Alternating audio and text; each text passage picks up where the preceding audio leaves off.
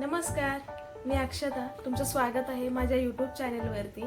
तर मी आज बनवते महाराष्ट्राची शान कोल्हापुरी साज. तर हा फक्त एक दागिना नाही आहे, तर आपल्या महाराष्ट्रीयन संस्कृतीची ओळख आहे आणि हँडमेड असल्यामुळे प्रत्येक छोट्या गोष्टीमध्ये प्रेम आणि मेहनत आहे. तर चला तर मग बघूया आपला महाराष्ट्रीयन कोल्हापुरी साज.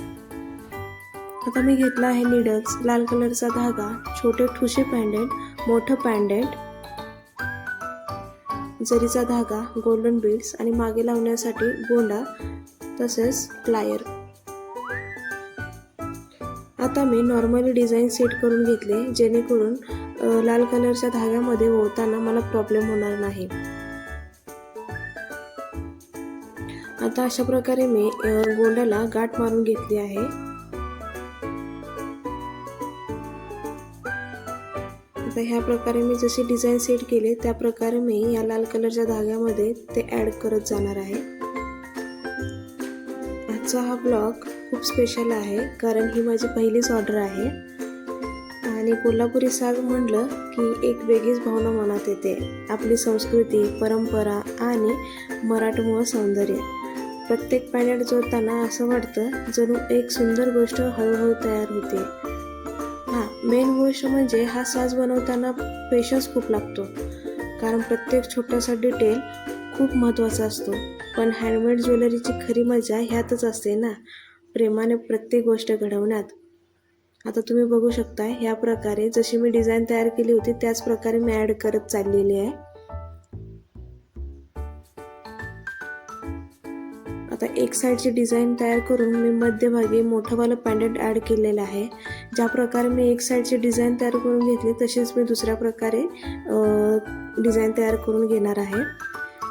मला नेहमी वाटतं दागिने फक्त लूक कंप्लीट करत नाहीत, ते आपल्या भावना आणि आठवणीही जपून ठेवतात. कोल्हापुरी साजचं सौंदर्य इतकं खास आहे की तो किती वेळा पाहिला तरी मन भरत नाही. आता लास्टला मी ह्या गोंड्यामध्ये गाठ मारून त्याचा फायनल लुक मी देणार आहे. आता ह्यामध्ये मी जरीचा धागा घेतला आहे, थोडा मोठाच घेतला आहे. आता ह्यामध्ये लास्टचा जो छोटा ठुशी पॅन्डेंट आहे त्याच्यामध्ये गाठ मारून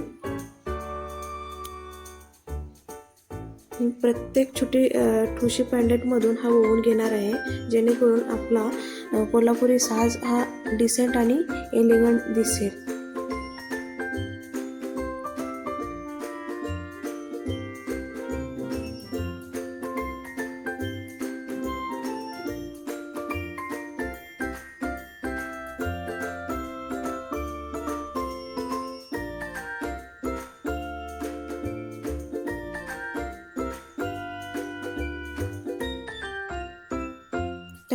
एका साईडने हा जरीचा धागा ज्या प्रकारे ॲड करून घेतला आहे तसंच मी दुसऱ्या बाजूने सुद्धा ॲड करून घेणार आहे.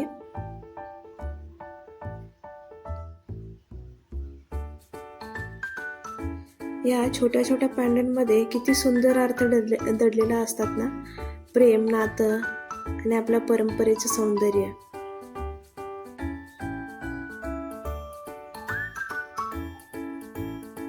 तर मी लास्टला गाठ मारून घेऊन जो उरलेला धागा आहे तो कट करून घेतला आहे आणि फायनली प्रेमाने तयार झालेला हा सुंदर कोल्हापुरी साज तुम्ही बघू शकताय. तुम्हाला हा ब्लॉग कसा वाटला ते कमेंटमध्ये नक्की सांगा आणि फायनल लुक तुम्ही बघू शकता. अशा प्रकारे आपला कोल्हापुरी साज एकदम डिसेंट आणि एलिगंट वाटतोय ना.